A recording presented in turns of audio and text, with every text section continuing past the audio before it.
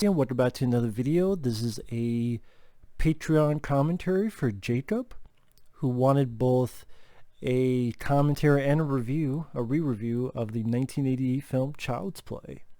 So, thank you so much for joining my Patreon. If anyone's ever interested in joining my Patreon, the link will be down in the info box. There's certain tiers for certain things, or if you want to do it directly via my PayPal, the link to that is down below as well. Dan, thank you so much. I don't know how good this commentary is because I suck at commentaries, but pretty boring, but we'll see. So, 3, 2, 1, pressing play. With the MGM, the old MGM, United Artists. I don't know why this United Artists, the music always creeped me out when I was a kid. I have no idea why. Now, United Artists always made me think of the Rocky films. But yeah, I mean, this one, great movie. Tom Holland, who had directed Fright Night, and then directed this, definitely a 1-2 punch. Now remember that stupid piece of shit Chucky movie later on. Before this, apparently Brad Dourif's character had a girl tied up while everything was in black and white because he wanted to be a dad, or he wanted to fuck the girl, or he just fucking with her, or whatever the fuck explanation was. Whatever stupid shit that was. And curse of Chucky. In other words, my daughter wants to have a job, so here's my daughter starring in a movie as a girl in a wheelchair. Fuck Curse of Chucky, fuck Seed of Chucky, fuck Cult of Chucky. You know, I even said kind of fuck Bride of Chucky. I reviewed the Child's Play films on the channel. If you want to hear my thoughts, feel free to check them out. I have reviewed all of them. They're all on the channel. I love the first one. I love the second one. I like the third one. By the way, rest in peace to John LaFia, who I believe helped write this one, and he directed the second movie. And sadly, he passed away.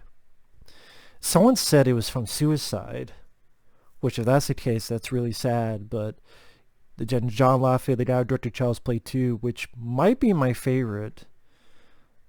I mean, I'm not sure. It's always between this and this one, because Child's Play 2, you get more of Chucky because it's not an origin story, because the effects that they could do more. But here, I always say it's if you're going into it filmmaking wise, story wise, it would be this one. But Child's Play 2 has a lot of fun thrills, and I love the ending in the toy factory. But this is a really good one. I mean, it came out in 1988, which is a great year for movies. I mean, you had the Blob remake. You had, I mean, Rambo 3, which I love. Die Hard.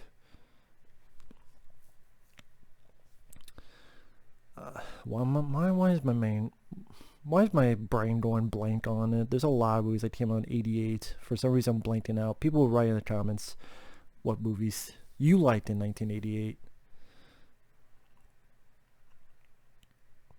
Of course, Brad Dourif here is Charles Lee Ray. Brad Dourif, very underrated actor. I mean, usually knocks out of the park. He did a great job in this movie. Body Parts with Jeff Fahey, The Exorcist 3. Of course, before all this, he was in One Flew Over the Cuckoo's Nest, which he did a good job in that. It was the only decent thing about Rob Zombie's Halloween. The only decent thing. But talented actor. This guy deserved a lot more breaks, like bigger breaks. Like the type of roles people like Al Pacino, Dustin Hoffman, that they would get.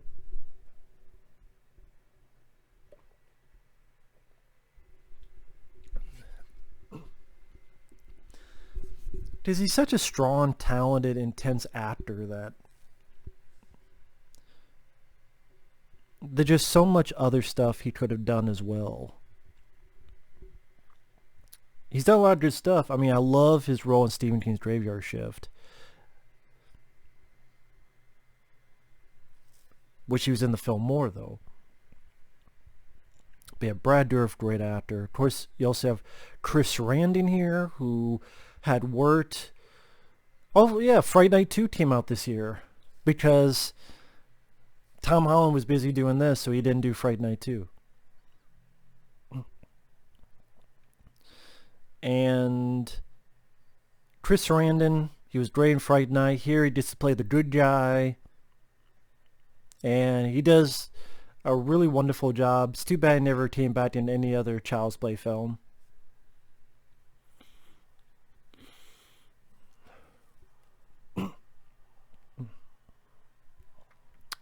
Now here we have this old voodoo thing. Great set piece. I mean, bravo to the stuntman taking that big, humongous pullback, pushback, however you want to put it. And good explosion to open up the movie. No, that's an explosion.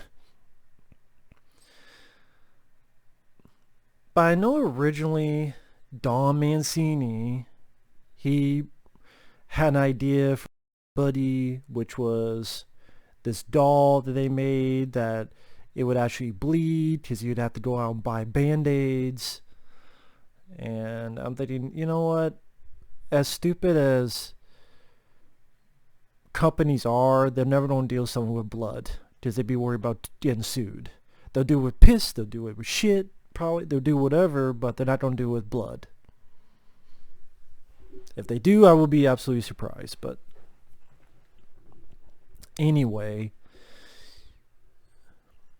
something about the kid cuts himself too, and Blood Brothers as somehow doing that. Now it could kind of possess the kid into doing things. Funny enough, kind of what happened. Not really, but what kind of. In this film, I just did a commentary on Pinocchio's Revenge, which maybe could have been decent, but it was too boring, and it didn't want to make up its mind on what it really wanted. It wanted to be ambiguous, even by the end. I'm like, eh. You can say, well, it's not ambiguous, but I don't know, there's certain elements of that story that don't, the dots don't all connect, let me put it that way, but yeah. Anyway. I do like the details they have. Like they have the Good Guys cereal. They have the Good Guys commercial with the cartoons. They have the outfit that he's wearing. Where this it's a fad. All the kids want the stuff. Like me as a kid, it'd be Ninja Turtles. For others, it'd be Transformers, He-Man, whatever. That fucking giant Chucky doll is creepier than the actual doll.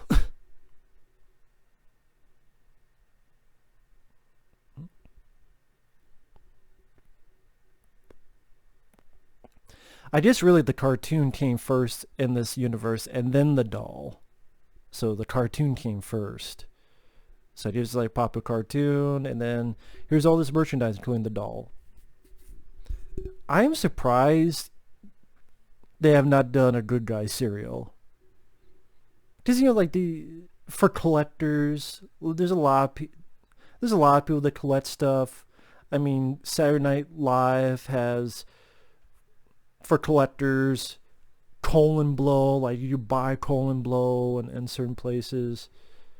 Or maybe special order or something. I'm surprised they haven't done that with Good Guy cereal. You know, to market it and stuff. Now the kid here, playing Andy Barclay, he did a good job. He wasn't annoying. He wasn't irritating. This is why it's sad what happened with Jake Lloyd in real life. But I still can't say he did a good job in The Phantom Menace. Because this kid is the same age or younger, and he did a really good job here. Whether that's the director, whether that's the script, whether that's the kid himself. He did a really good job. And I mean, I know Alex Vincent didn't really direct, he didn't act much after this in the second film, except that stupid Cult of Chucky movie. At interviews, he seems like a nice guy, but he seems pretty subdued, if that makes sense. But I mean, that could be just his nature. There's nothing wrong with that. But even with that, he was good as a kid actor. He was, again, not annoying, not irritating, not wooden, not, what's the word I'm looking for? Not cringeworthy, whiny. So it worked out fairly well. Don Mancini, I know he takes every fucking credit he can take, but I think Tom Holland had more hand in this, making this good, than Don Mancini. It's just my opinion. And maybe John LaFayette had more hand in Child's Play 2 than Don Mancini. Child's Play 3, I don't know. But I know Don Mancini's name is on. It's just, the guy, it makes sense that he's done nothing but Chucky stuff. Because you look at when he directs Seed of Chucky, Curse of Chucky, Cult of Chucky, the worst Chucky films in the franchise, and he directed them, as well as wrote them. He directed them. Seed, Curse, Cult. And they all three sucked. Horribly. In my opinion. If you want to know why, check out my reviews. You don't have to agree, but I reviewed them. I liked the Child's Play reboot. I reviewed it. If you want to know why I liked it, check out the review. I mean, to give the short answer, I mean, these reviews are on the channel, but to give the short answer, this is a great, because I think the actors do their jobs well. Catherine Hicks, who would be in Star Trek 4, well, she had been in Star Trek 4 before this. She's very likable and easygoing and easy to root for as the mom who cares for her kid. And she's frustrated with the kid, but it's understandable, and then wants to defend her kid as well. Chris Sarandon is the cop who disbelieves, but he's not so much to the point he's being an absolute dickhead. Brad Dourif is perfect, the voice of Chucky. I know they don't have someone else, like a female voice for Chucky, or whatever the fuck it was. And I'm like, well, look at Brad Dourif. He was already Charles Lee Ray, and you don't have someone else voice the character? That didn't make any sense. I don't even understand that thinking. But I guess someone prevailed. I don't know who exactly. Probably Tom Holland, because he worked with Brad Dourif on Fatal Beauty with Whoopi Goldberg, which I think was before this. I think that's how he got Brad Dourif, because he was the villain Fatal Beauty, and Tom Holland directed that. But I mean, Child's Play 2 and 3 I enjoy. I think they're worthy sequels. 2 I like a bit more, but I don't think Child's Play 3 is as bad as people make it out to be. Bride of Chucky is trying to be more goofy, because how can you take Chucky seriously? And at the time, I can understand why. There's some style, there's some gore, but I don't like Tiffany. I don't care for that actress. I don't care about some of the jokes in there. The human characters are pretty fucking lame.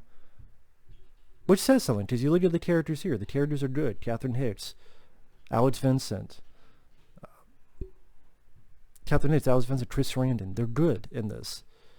The fucking characters of Bride of Chucky, or Seed of Chucky, or Curse, or Cult of Chucky. Do you really give a shit about those characters? I don't. Oh, but okay, if it wasn't Brad Dourif's daughter, would you care? I'm sorry, I'm being completely honest. In Cult of Chucky, if that was not Brad Dourif's daughter playing the lead, who's in a wheelchair, would you care? I don't care, even though it is Brad Dourif's daughter playing that role. And that movie's just boring. You have a chilly scene that goes on for what feels like 30 minutes. trying to retroactively say, well, this happened before the first movie. You know, what? What the fuck is that? And the death scenes is trying to be serious, but then it wants to have stupid over-the-top deaths as well. I'm like, well, what do you want to be? You want to have out of the over-the-top death scenes you would see in like Bride of Chucky, but then you want to be, quote, serious and more scary. Well, it failed in that. Cult of Chucky was just fucking wannabe Elm Street 3, where there's a fucking dream nightmare scene with a giant fucking Chucky, and he could just clone himself, pretty much clone his soul into 18 fucking Chucky dolls, because you read Voodoo for Dummies, because you read a book. Oh my god.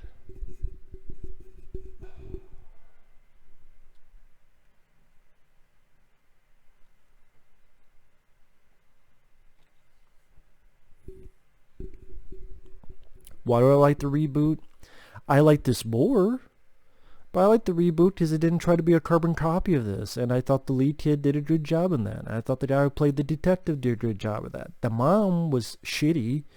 The mom was pretty horrible in that. I'll give you that, but I like that in that one, Chucky really wanted to be Andy's friend to the point it became single white female, pretty much.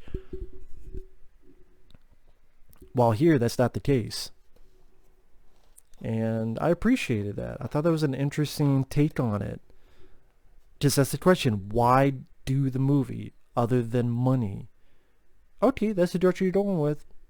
I can understand that. That's interesting.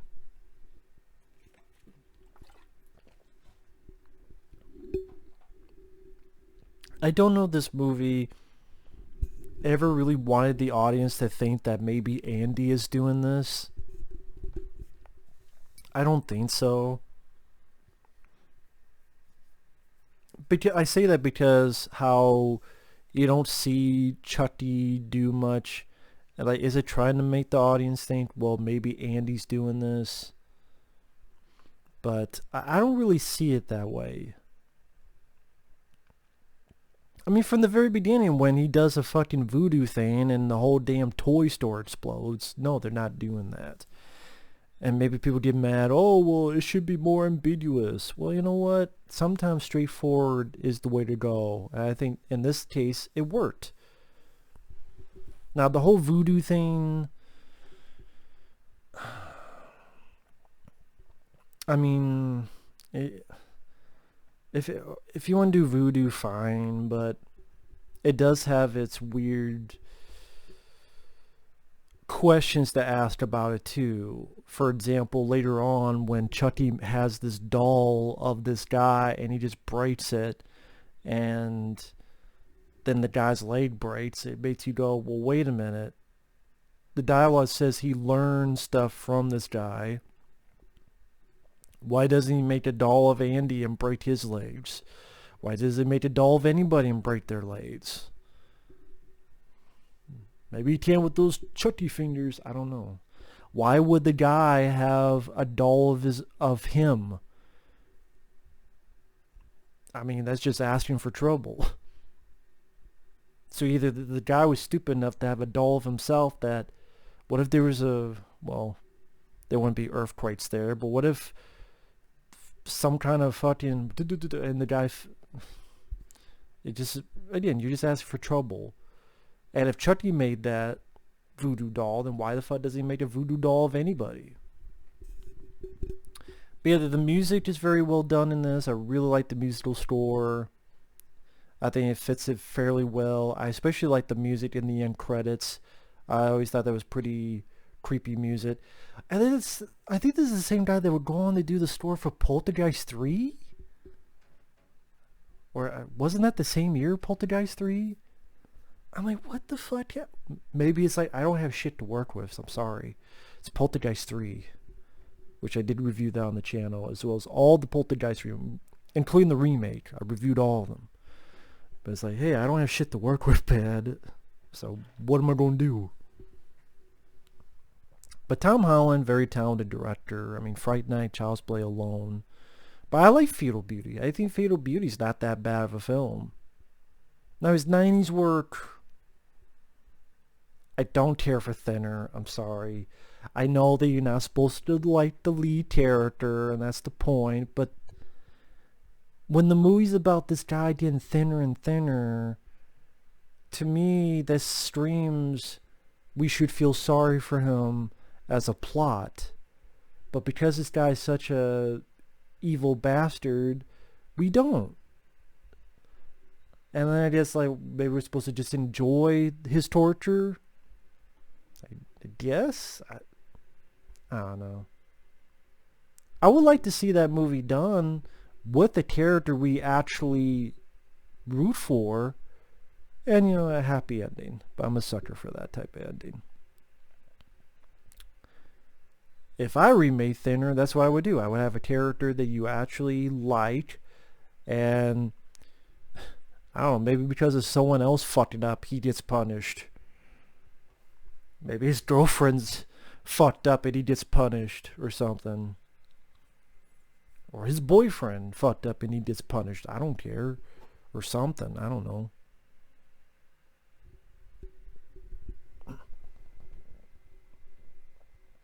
Or even if something that's an honest to goodness mistake and it's like, okay, he made a mistake but he doesn't deserve this. Or something. I don't know. I don't know.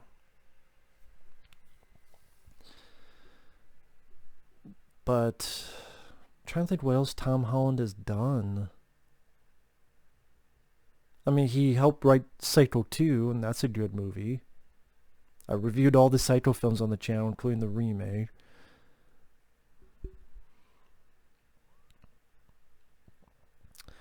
I mean, this is definitely one of the better movies with a killer doll in it.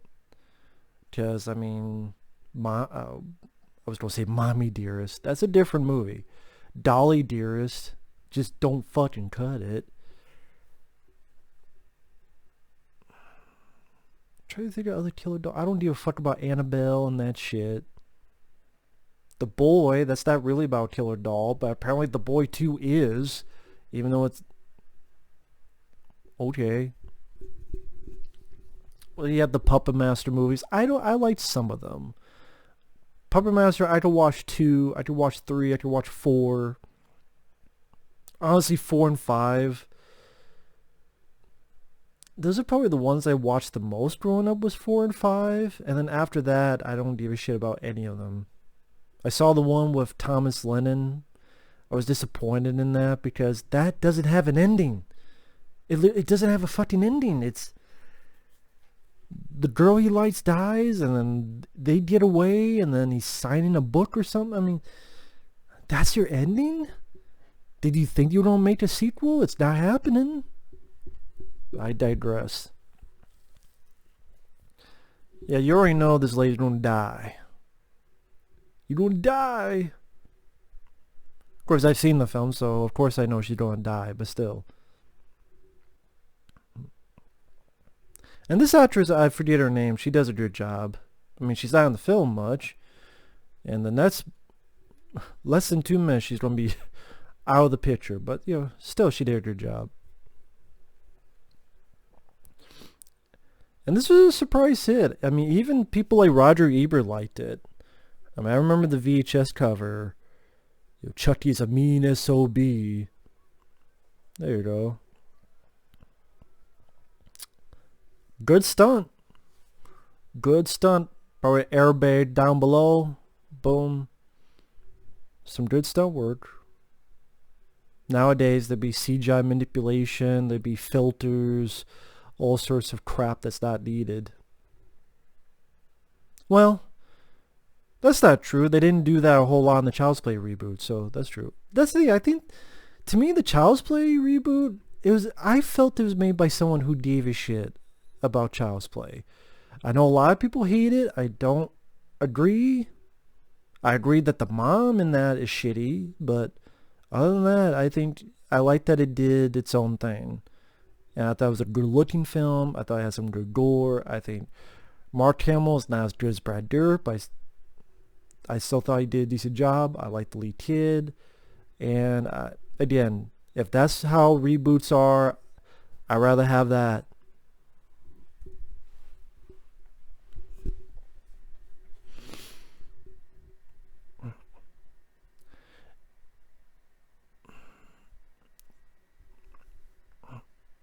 You would think someone would have called her at her job. Or was she already on the bus when this Otherwise, you'd be like, why the fuck didn't people call her at her job?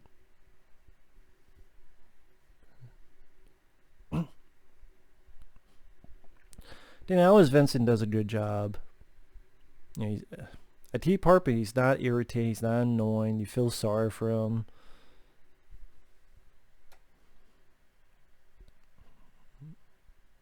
Trying to think of other killer doll movies.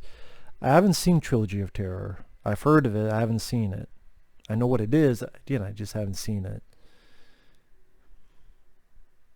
Killer doll movies.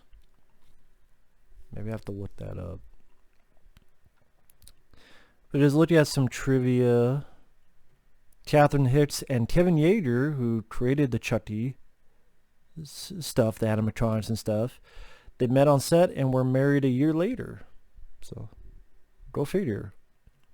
Charles Lee Ray, the name, is derived from Charles Manson, Lee Harvey Oswald, and James Earl Ray. James Earl Ray is the guy who killed Martin Luther King. The first draft of the script was completed in the summer of '85 and referenced Chucky as Buddy, who came to life after mixing blood with Andy and killed those against Andy, manifesting Andy's loneliness and isolation from an overworked mother and absent father. In addition to being a more psychologically driven horror film, Buddy also only came alive at night when Andy was asleep. Which, that is kind of what they were trying to do with that Pinocchio's Revenge movie I did a commentary on. Which I don't know if I'll upload that before or after this, because I'm doing it the same night. Maybe I'll upload it after this, I don't know. I mean, I've already done it, but again, I don't know if I'm going to. I'll try to do it the same day. But yeah, that is kind of what they were trying to do with that movie. And I much prefer this movie. And that movie could have worked, but there's just certain things that like, eh.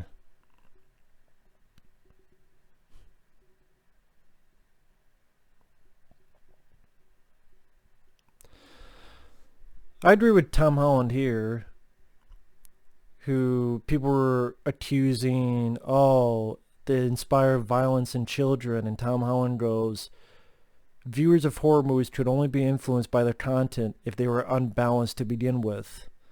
I think that's the absolute truth. I think if you're unbalanced to begin with, then anything will fuck with your head and make you do things. But that's because you're unbalanced in the first place. I really do believe that. I agree with Tom Holland. And Tom Holland seems like a good guy. He seems like a nice guy.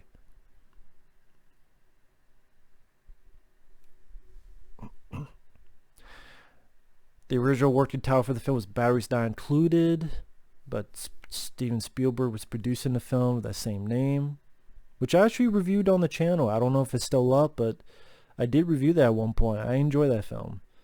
It was changed to Blood Buddy and then Child's Play. Child's Play is the best title.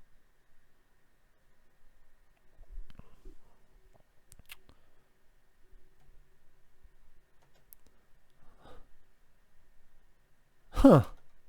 I mentioned Pinocchio's Revenge, and it's here in the trivia.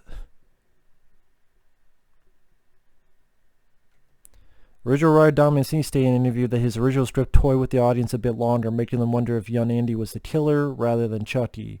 The idea was used for Kevin S. Tenney's Pinocchio's Revenge, which Kevin S. Tenney wrote and directed. And I'm like, huh.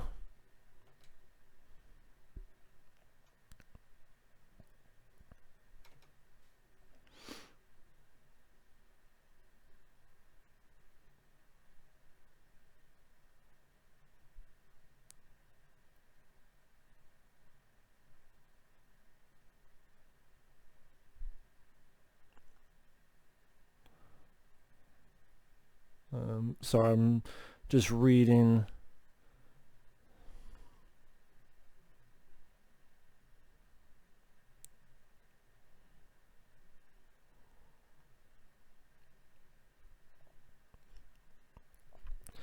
Says here there's an original word print in the movie that was over 2 hours long. Other sources mention that the original cut was 2.5 or near 3 hours long. Some of the scenes deleted or cut are: 1. Original opening, which Chris Sarandon's character is dressed in women's clothing in order to catch Charles E. Ray. If you watch the opening closely, you can see that Chris Sarandon throws the dress on the ground when he chases Ray down the street. I just see why they cut that out. Didn't need it. 2. Andy showing Chucky his room. 3. Andy falling into a ditch in front of Eddie Caputo's hideout as it explodes.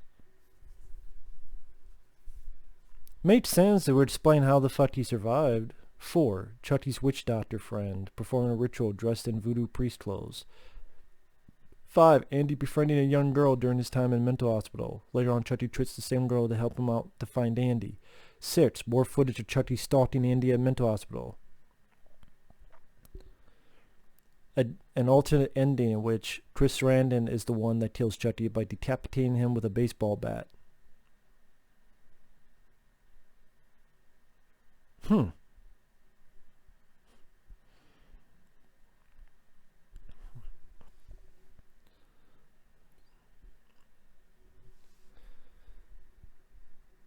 Child's Play was disowned by the studio, MGM United Artists, because of qualms with the film's subject matter. This is why Universal bought the rights for the sequels, and thus you can't really have a box set of the Child's Play films because one is one company and the others were the another company. Stupid on MGM's part because they lost out on a lot of fucking money.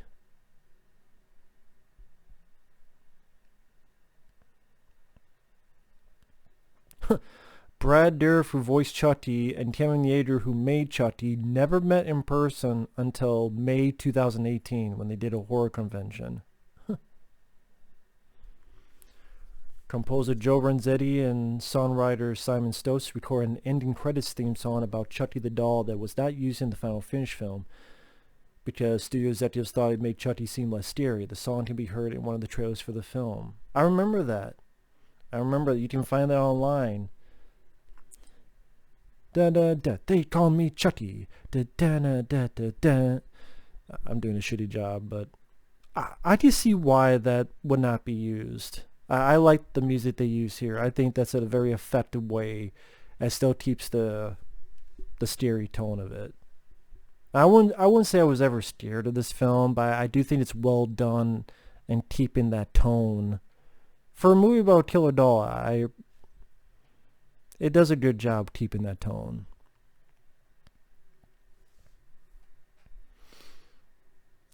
Don Mancini estimates that around half of the finished film retains the concept of his original script.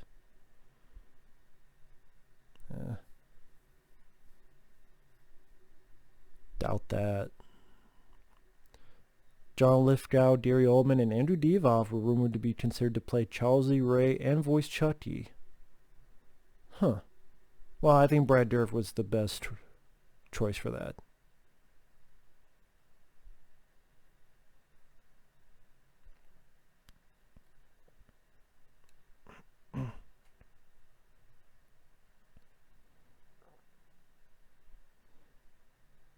Let's see.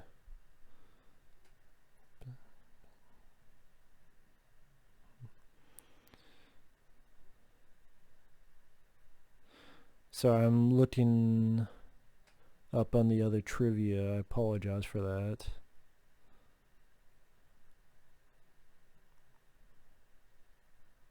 Really not much to say on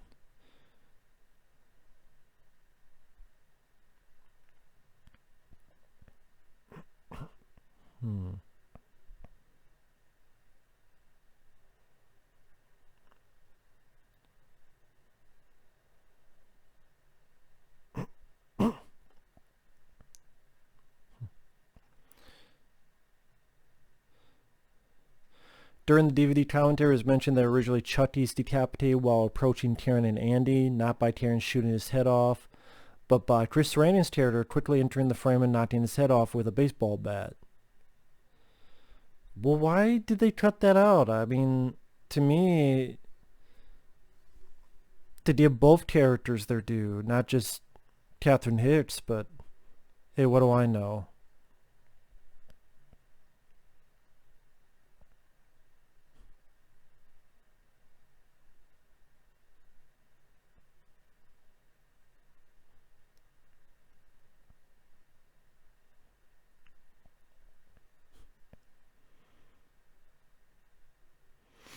Let's see. According to director Tom Holland, the shot of Maddie falling to her death was achieved by having a stunt woman do the main shot followed by a concrete-filled dummy when she hits the car, which had charges underneath the windows to shatter them.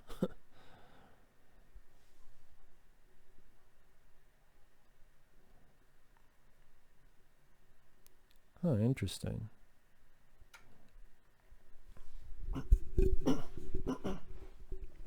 Sorry about the clearing of the throat, guys. I apologize.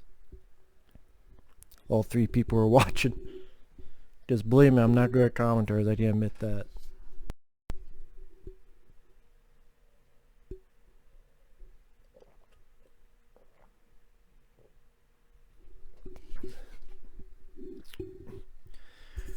Does anyone ever use that anymore? If they gotta go piss, they gotta go tinkle.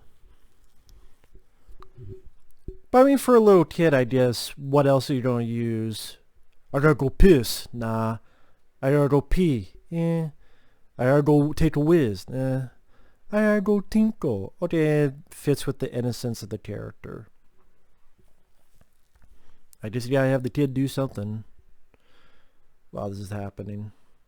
Then before that, there was a nice POV shot going in, and some really good camera work in this movie.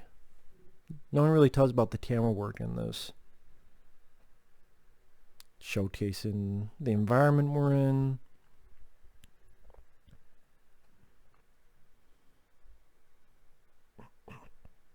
Don't make a little, in a way, a little bomb. Well, not a bomb, but a way to blow this place to Kingdom Come.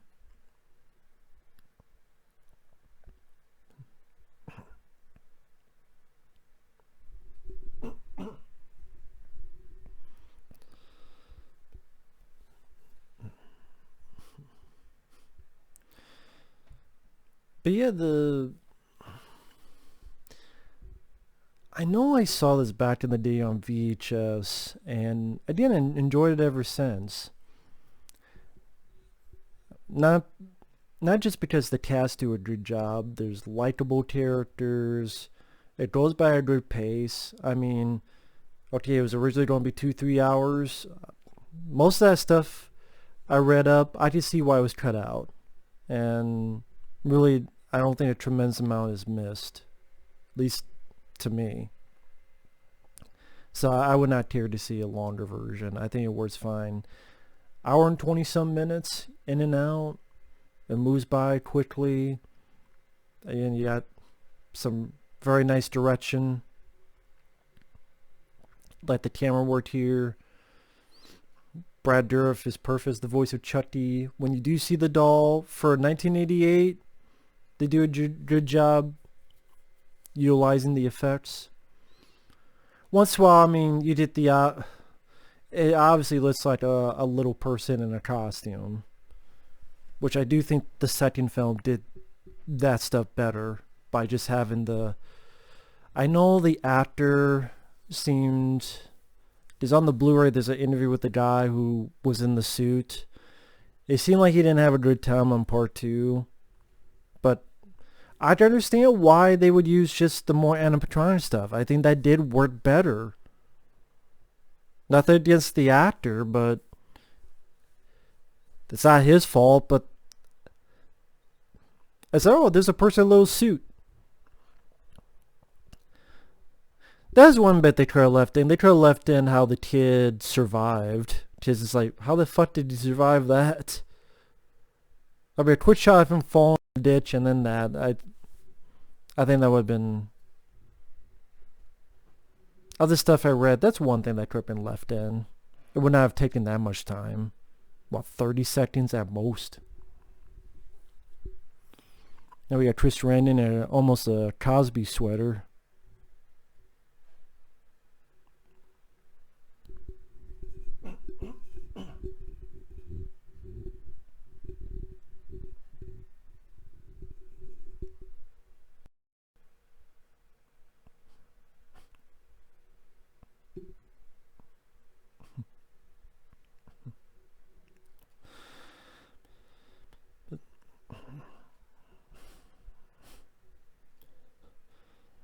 Oh, sorry, no, I'm just watching the film. Ugh.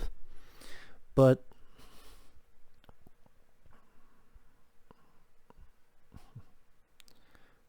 and Catherine Hitch is telling them, what's happening. If the kid used common sense,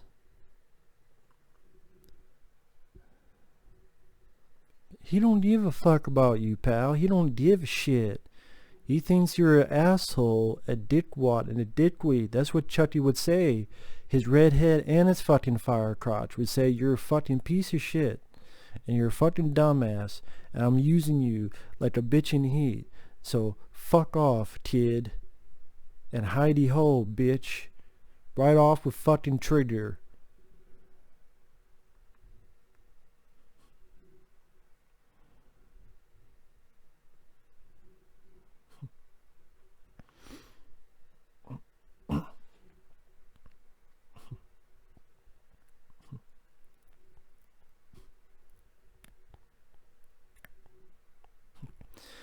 I do like that they don't spend too much with the mom thinking, oh, my son did, because, oh, that could create a lot of problems too, where even if you're going at a realistic angle, you still make it seem as if the mom is unlikable for not believing her son, because we believe it, but at the same time, it makes sense for her not to believe it, but at the same time, we as an audience, we know it's a movie, so sometimes you can't separate it, because at the end of the day, it's still meant for entertainment. But the way they do it here still makes you really root for Catherine Hitch's character. Because she wants to believe her son, and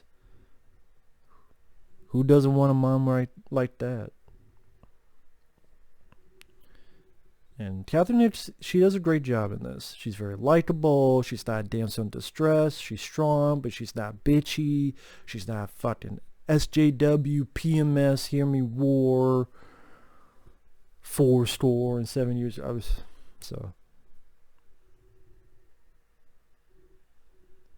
Worked out fairly well. Nice little directing choices. Like Chucky's gone right now. Oh no, not yet. Not yet. But there's a point where he's like disappeared. At least after here. The batteries! Bullshit, they don't give you batteries. Batteries included. Bullshit. No company would give you fucking batteries. That's the first bullshit thing in the movie. That's the first bullshit thing in the movie.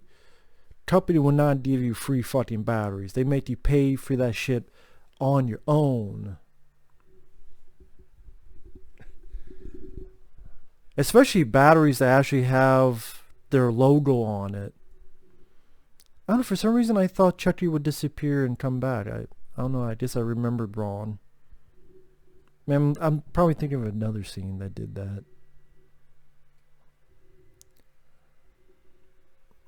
But this is a nice reveal.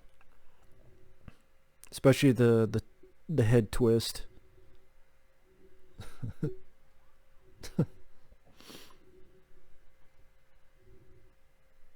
That's a pretty good review. I think the build up, the acting, because you gotta act as if a fucking doll is alive. How do you do that without looking like a fool? And Catherine Hicks, her performance works. I mean, again, you gotta buy that fucking doll is alive. And of course, there's always the back of your mind, just fuck the doll. Just hit the doll like you would through a field goal. Just, hit the doll, sit on the doll's face. Sit on the doll's face, put his arms down to its side. I bet it'll die sooner or later. Face down, sit on his head or something. Or give it to a... the fuck are they called? Plushophile? Is that what it is? People who fuck plushes, dolls. That is a thing. How do I know this? You type anything on YouTube, it goes into weird directions.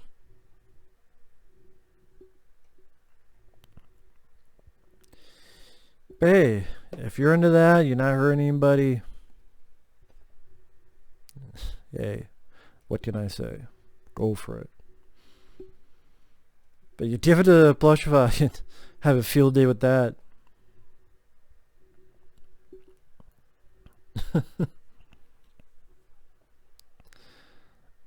Yeah, Chucky just gone ape shit with his voice, man. He ain't having it.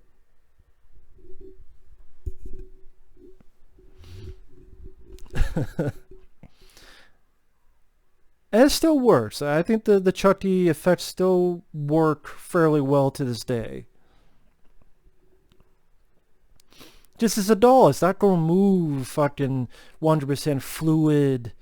It's still... the body itself is still going to have limitations for what it can move.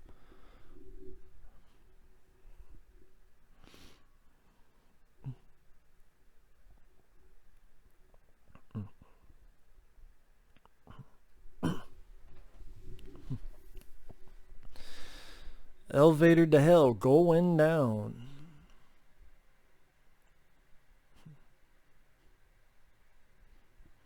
What kind of shoes does she have on? I'm just saying, if her shoes giving her that much problem, take the fucking shoes off, lady.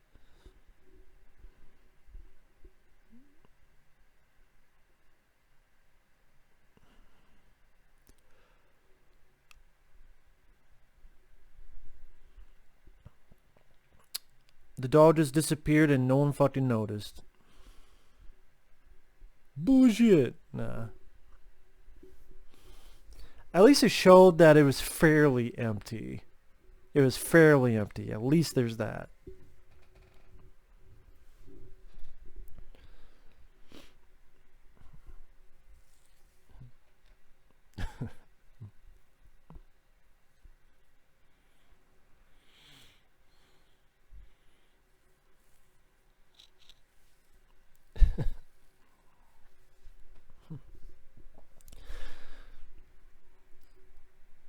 I mean, that's a ridiculous thing that Catherine Hitz has to say, but, I mean, she buys it.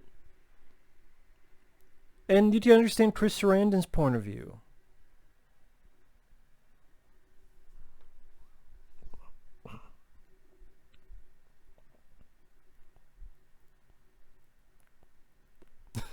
Because you buy it, but at the same time he's not being a total dickhead as well.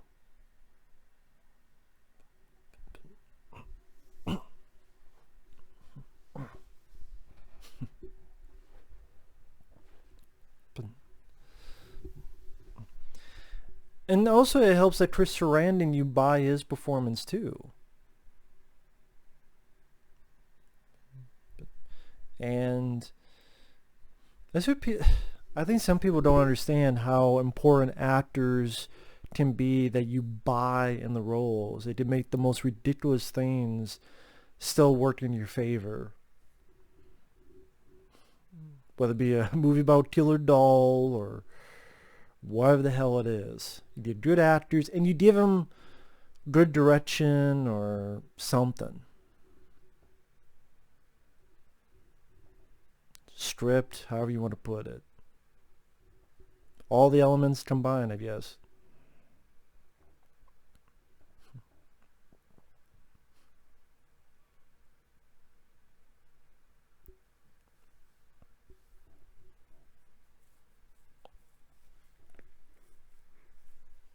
Sorry.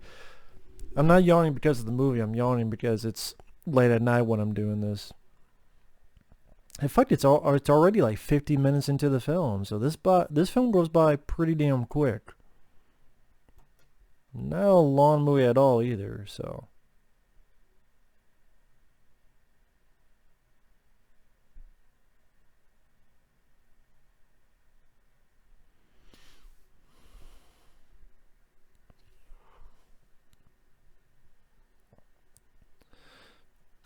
But let's see. I'm trying to look up killer doll movies because for some reason I'm not thinking of them right now. And yeah, if people wonder why I hold the microphone sometimes like this, just sometimes my wrist hurts.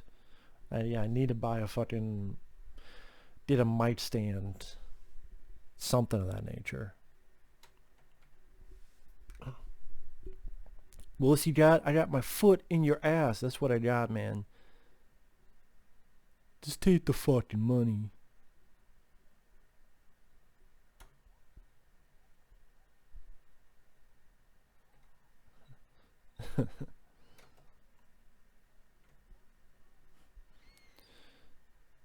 At least it gives Chris Sarandon some good moments as well. It's not just a one hero show.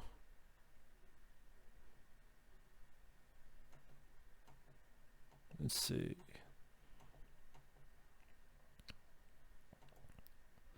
Dolly Dearest.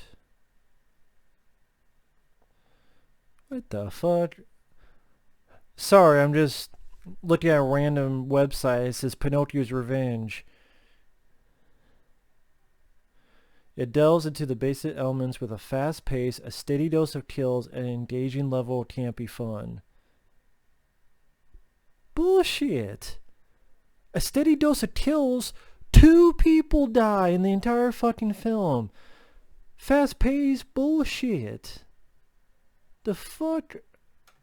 2 people die. What the fuck you talking about? The Boy. The Boy is not about fucking kill a doll. Guess the sequel is, but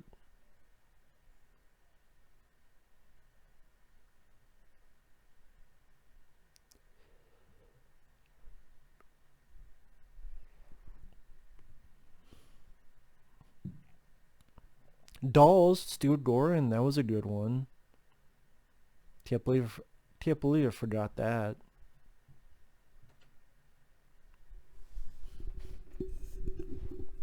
But Dolls with Stuart Gordon, that's a good one. Child's Play 2, I enjoy. I think it's a worthy sequel. I think the effects are big jump in improvement. Although I do like the end of this. I like that they stuck more with the animatronic in part 2 and less of the little person in the suit. Alex Vincent, I thought, did a good job once again. I liked is it Christina Elise, or the one who becomes his foster sister. I liked her. I forget the actress's name. Kyle, I believe was the character's name. Again, the Toy Factory sequence was fun. Child's Play 3, again, it's flawed, but I like the military school setting. I like seeing an older Andy Barclay. I thought the actor, Justin Whalen, I believe that's his name, he did a good job. And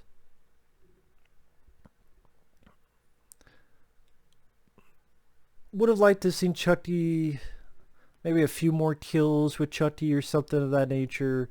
But the ending and the amusement part, I think, is pretty fun. I had the most dangerous fucking ride ever with real fucking blades that's able to cut Chucky's face in half, which, that's not going to happen on a fucking ride, but yeah. I still enjoyed Child's Play 3. And now we're getting to a crazy sequence where Chris Sarandon's going to have the time of the ride car of his life.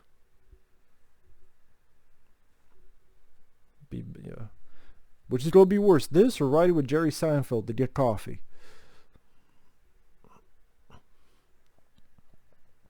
I mean, this is worse, but at the same time, you gotta listen to Jerry Seinfeld going, I don't know, man, what's up with all these crazy things? I don't mind Jerry Seinfeld, I'm just kidding. Back when your characters actually smoked cigarettes. Nowadays, that's not the typical thing.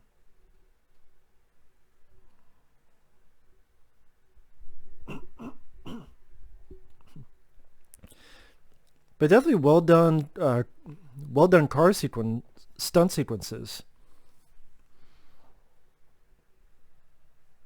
Again, you get a movie like this, and you showcase stuff like a little bit of action here, getting some nice stunt work team involved.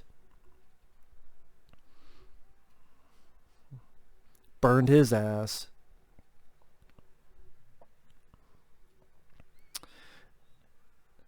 I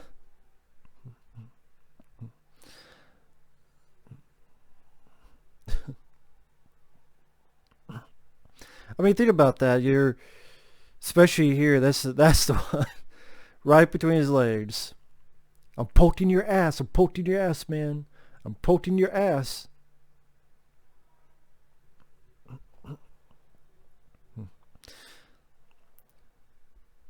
If you did this exact same scene now, you probably have at least a couple of them hits, at least nick them. You know, nick the thighs here, ass cheek there, something like that.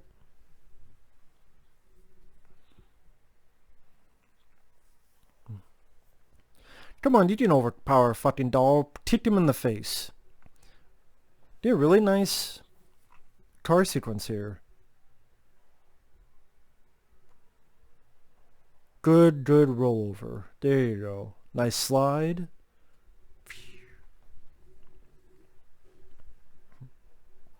Gonna get a little bit of gunplay action here. Shoot him in the face.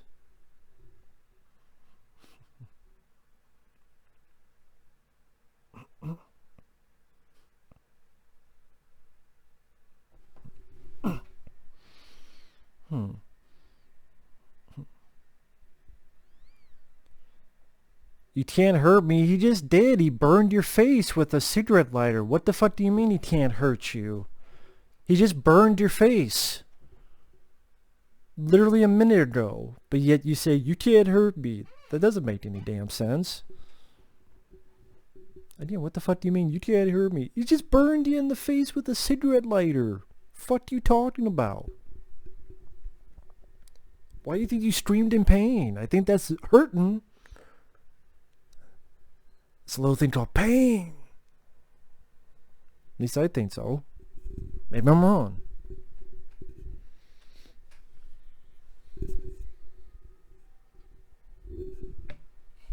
Yeah, get the fuck out of there. Chucky, you chode, you shithead.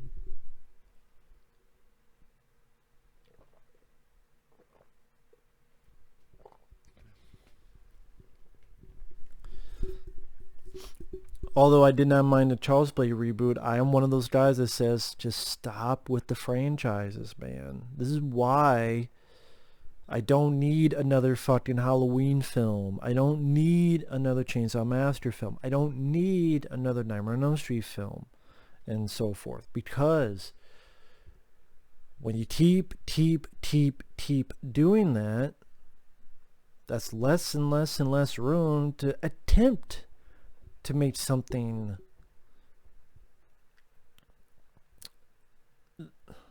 it's hard to say original, but if they just kept doing that in the 80s with franchises of Dracula or Frankenstein or Wolfman or something, then they would not do films like this. Child's Play, what's that? Oh, here's the idea, blah blah blah blah blah. Oh shit, and then that became a franchise. You don't make it think you're gonna have a franchise, it naturally became that. I mean, the voodoo thing,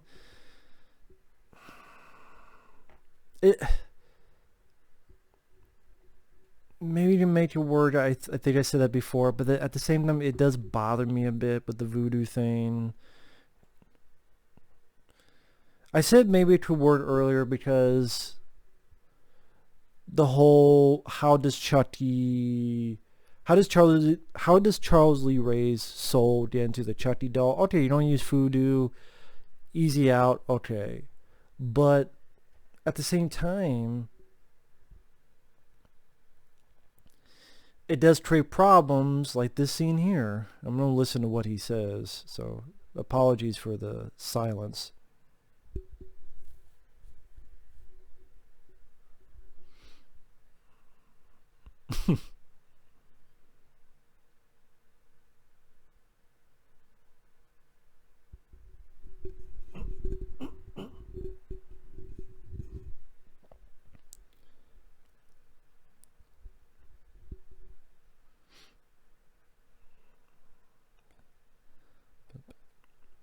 I do like the effects on the doll. I think Kevin Yeager did a really good job with that, and his team, especially for 1988.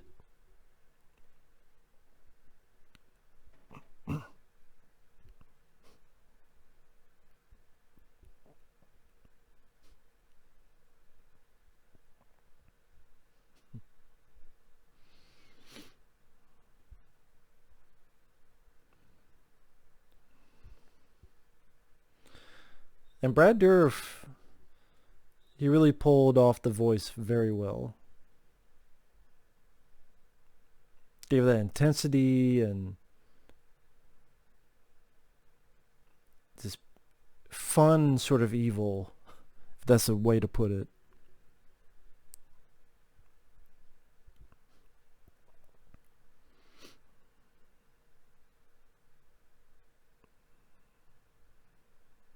Own personal mojo.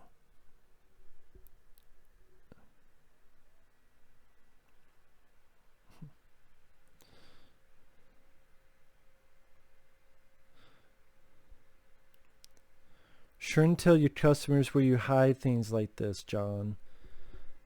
Why the fuck would you even have it in the first place?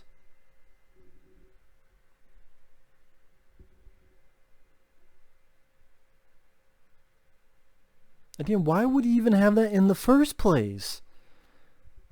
Like, what purpose would you ever have for a doll for yourself? What purpose?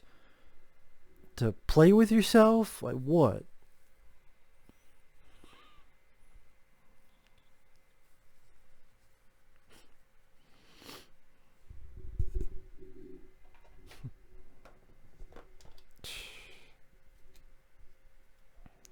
That's the part with the voodoo that bothers me, shit like that.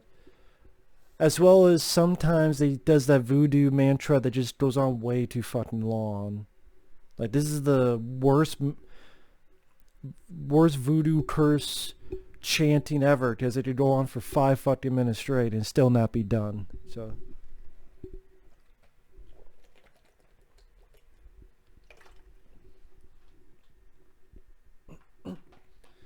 but that's a question, like, why the fuck would you have a voodoo doll of yourself? What good would that have made? I didn't like take the doll and be like, ooh, that feels good. Like, is that why? Maybe it gives you an idea to suck your own dick. Maybe. I don't know. I don't fucking know.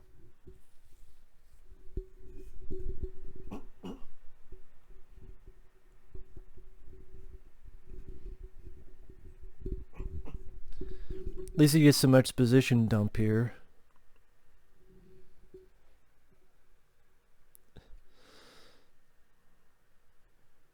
You're chanting, Ray. You're chanting. You want to kill everyone. Satan is good. Satan's our pal.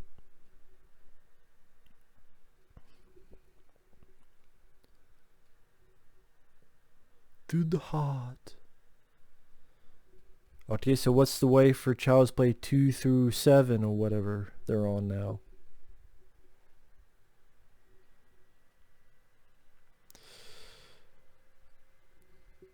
I always thought this is a nice ballsy idea too, where it's a killer it's this thing stalking this little innocent kid. And the danger. I'm sure Gene Siskel fucking hated the movie because he always hated any kids being in danger in a movie.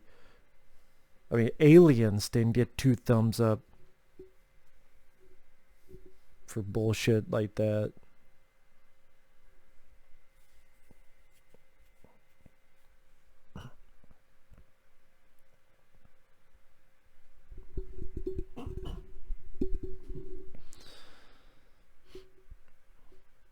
Definitely feel sorry for the kid. See, lady who starred in Demented, that's how you do a crying scene. That's how you do a crying scene. A little kid out-acted you.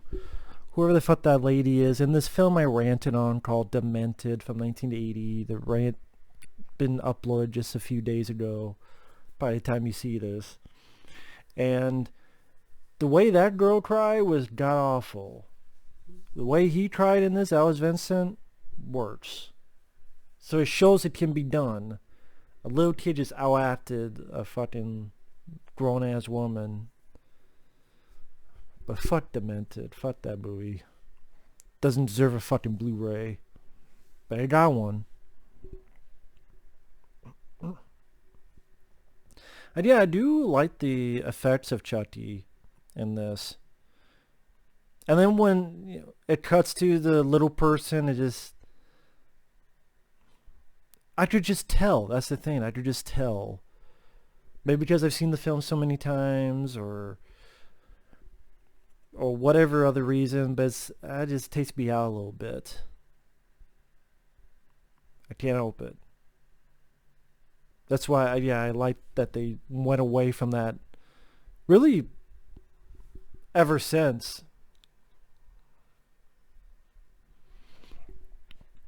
God, this poor kid can't catch a break.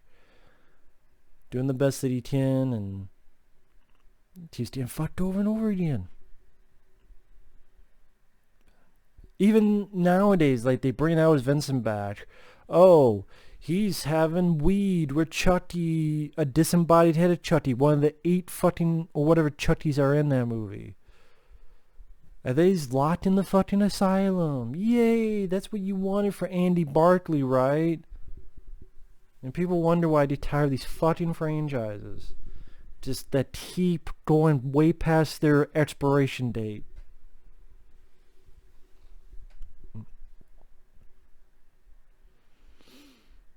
You can't protect shit. You can't protect bread. You can't protect your ass. And your ass is about ready to be grass, right? In about 10 seconds. Told you.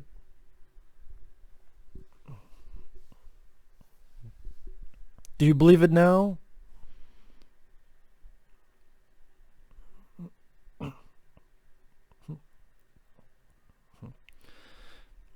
You really think saying stop is going to stop it, kid? Stop ain't gonna do shit.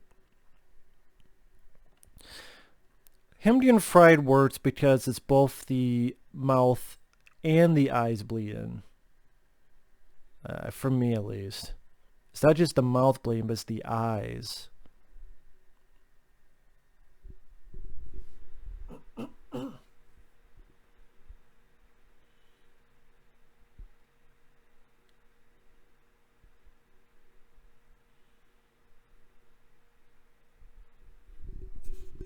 Sorry, I was itching. So I guess that little girl that Catherine Hitchens was just chatting with, that's the girl who met Andy. I guess all that stuff was cut out. This partner of Chris Sarandon's just says that, hey, where are you going, man? What is going on? Like, as if trying to halfway be Bill Paxton from Aliens. I don't know.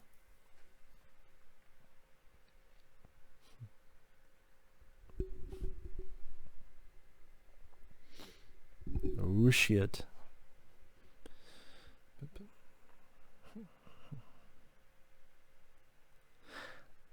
I would not have even gone home. I would have just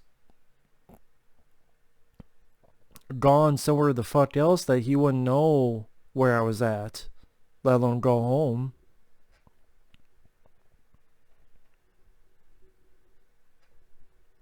Oh, she says the ugly doll.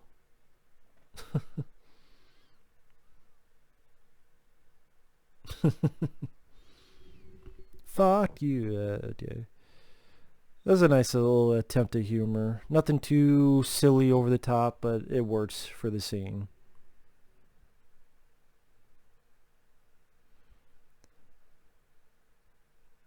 I know this is a stupid side note, but you know, Chris Sarandon's character is Mike Norris. So anytime I hear that, I always make me think it's Chuck Norris's brother. Chuck Norris's brother is the cop. No, not really. Mike Norris, where's your brother Chuck? Well, Chucky, there you go. Chuck versus Chucky.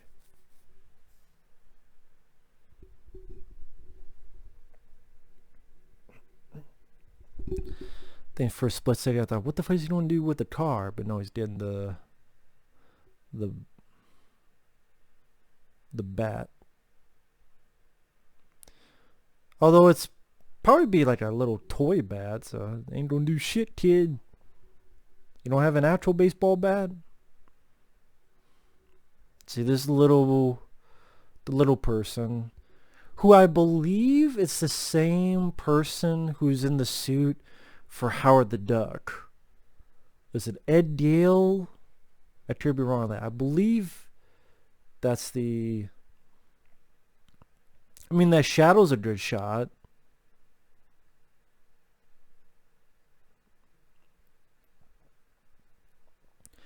And that knife is interesting too, like the design that's on the knife, like the red and white.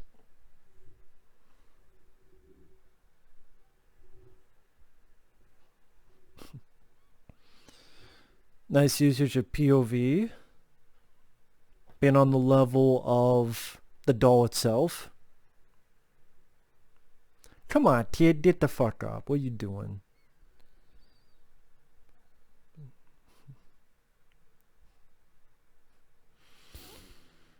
And then why do you even come home in the first place? You tell me there's no other places to go? To get to your mom? Well, it's a little kid, to be fair. It's not like it's an 18-year-old kid. To be fair. This is where you get the chant that lasts like 18 fucking minutes.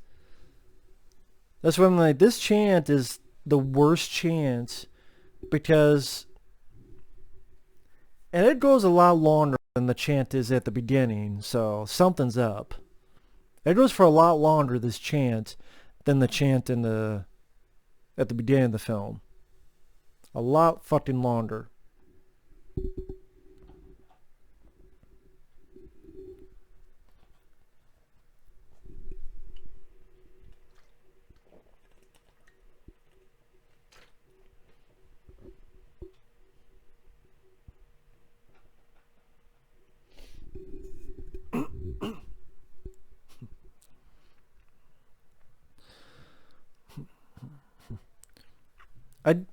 Again, it's like, this chant,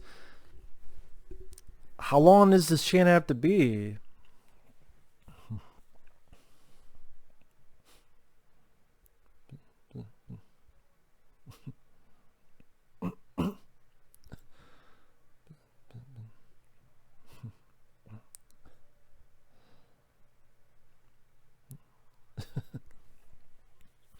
Damn, we're already almost at the finale of this. I just realized that. It goes by very quick. Again, the little person in the suit, I don't think it holds up as well. I actually think the animatronic stuff holds up fairly well for its budget. But the little person in the suit, it just looks like a little person in a Chucky costume. I know this is not fair, I'm just being honest. But yeah, I still really enjoy the movie. Again, for Catherine Hitt's performance, Alice Vincent, Chris Sarandon's performance, the voice of Chucky of the original franchise is definitely the most serious, which I think people appreciate. And then they tried to be serious in Curse of Chucky, and in my opinion failed humongously. I think they, not as good as this, but I think the reboot actually did a fairly capable job of it. I do like this look of Chucky right here. I think that's really a good look. When he's looking down, about ready to swing, the way the facial structures are.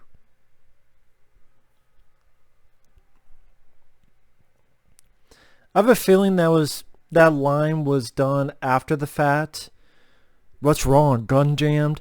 I have a feeling they looked at the film and they thought, well, people are not going to understand what's going on. Why did she throw the gun down? So they had, hey, Brad, could you say the gun's jammed? That way the audience go, oh, that's why.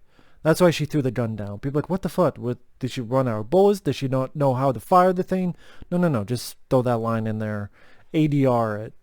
I have a feeling that's what it was. Move, kid. Do something. Move, you piece of shit kid. He's not a piece of shit, but it's like, move, kid. Get out the way. Move, kid. Get out the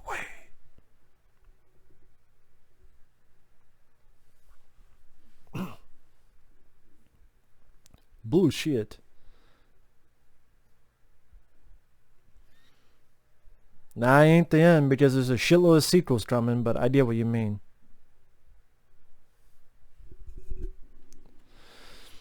I mean, good fire stunt. I'll give credit to that. But in this case, I just see the little person in the suit working. Just on fire. I just see it working for this scene. And again, that's not an easy thing to do, to put yourself on fire willingly.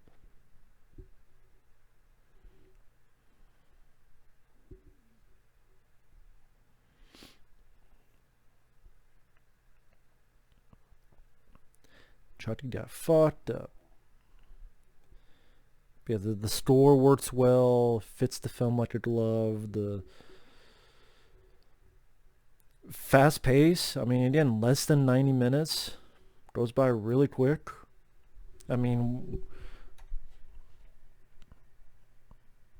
whoops. We're at, with the end credits, about 10 minutes. With the end credits. So, there you go.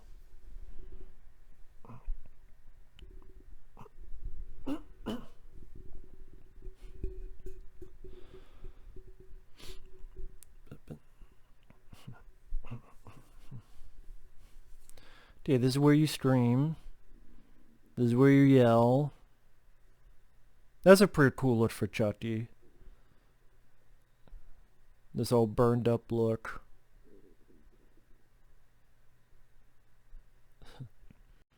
That right there, that's a good shot. That him crawling back and Chucky's hovering over him. Funny enough, this scene, they ripped off in that Pinocchio's Revenge. Because you have the mom with the door closed and a knife going through. And let's see. About right here. Yeah, they ripped that scene off. And it's the hand too. Because in Pinocchio's Revenge she got stabbed through the hand. And that's 1996. Yeah, the knife going through the door, that was completely ripped off in Pinocchio's Revenge. And it's done much better here. Much better here. Wow, I forgot that the hand part. So yeah, even cutting the hand, that was in fucking this movie. And they ripped off for Pinocchio's Revenge. Piece of shit movie, man. You completely ripped. Like, I know you ripped the scene off, but not to that extent where you even the hand part.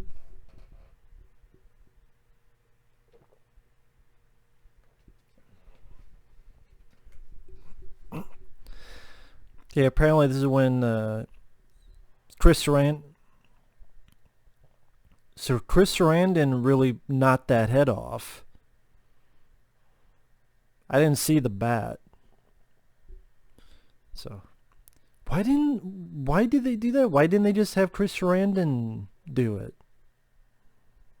But whatever. I guess they wanted, I don't know. They did. Catherine hits the full moment.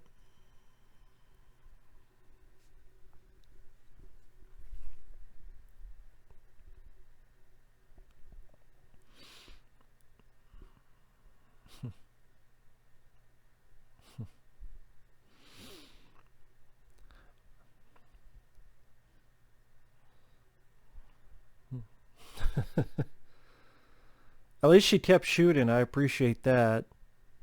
Even when it's empty, she keeps shooting. I appreciate that.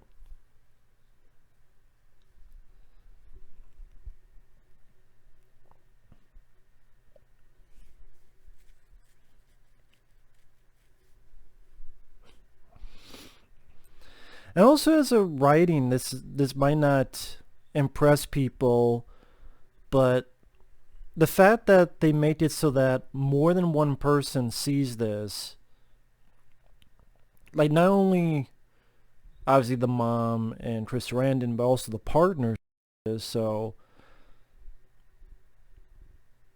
it makes it easier to swallow that the kid won't be fucked over. Well, I guess that just negated with the sequel, but if you want to ignore all the sequels and just say it's this movie, you could say, well, the kid will be alright because, you know, he's got two cops now that can verify. Or even be like, hey, dog, make whatever fucking story they want up. Or whatever the hell.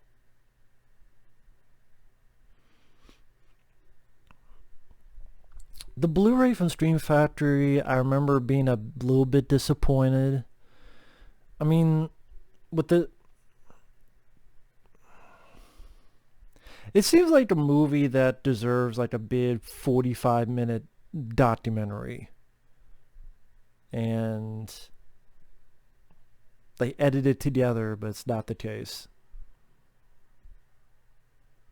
Like you see these other movies, they get these longer documentaries. You think Child's Play would have it, but and you know all these interviews edited together, but not the case.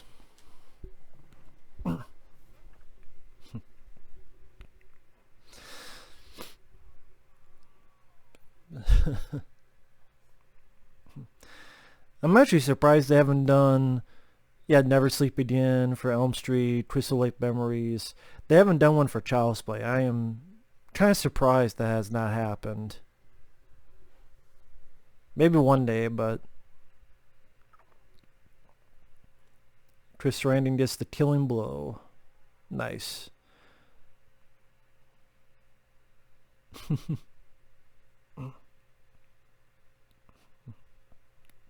And now you have another witness, so again, it might not make a difference to anybody else, but little details like that to me, oh.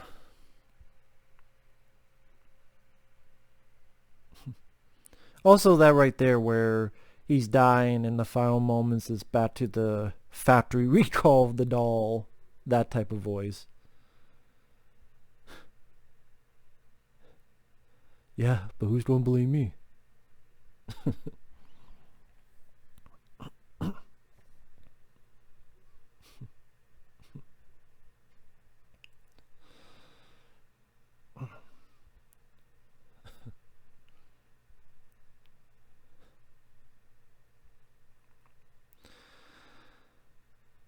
I wouldn't leave the kid by himself in the room. I'd be like, come on, Andy, let's go. And tug on his... See, at least she comes back, so there you go. So yeah, the script does a lot of... I think... I give a lot of shit to Don Mancini, the fucking fettuccine, because I think he does a lot of dog shit. And Tom Holland, I think... Love that freeze frame and the music. And then I like this piece of music at the end.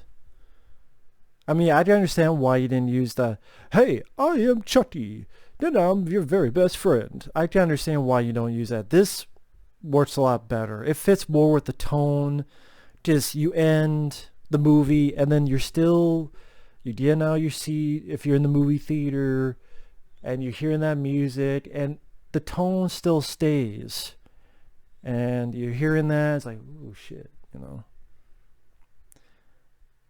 Because if something becomes jarring, it can ruin it.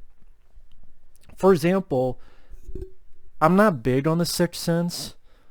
Part of me wonders if that's because when that movie came out, I saw it in the theater. When that twist happened, almost immediately, the movie theater, before even the credits started, advertisements, that they show before the trailers and before they start showing that shit. Welcome to the blah blah blah theater. Get some popcorn. Good job. But anyway, yeah, I really like this piece of music. But yeah, great direction by Tom Holland. Interesting concept.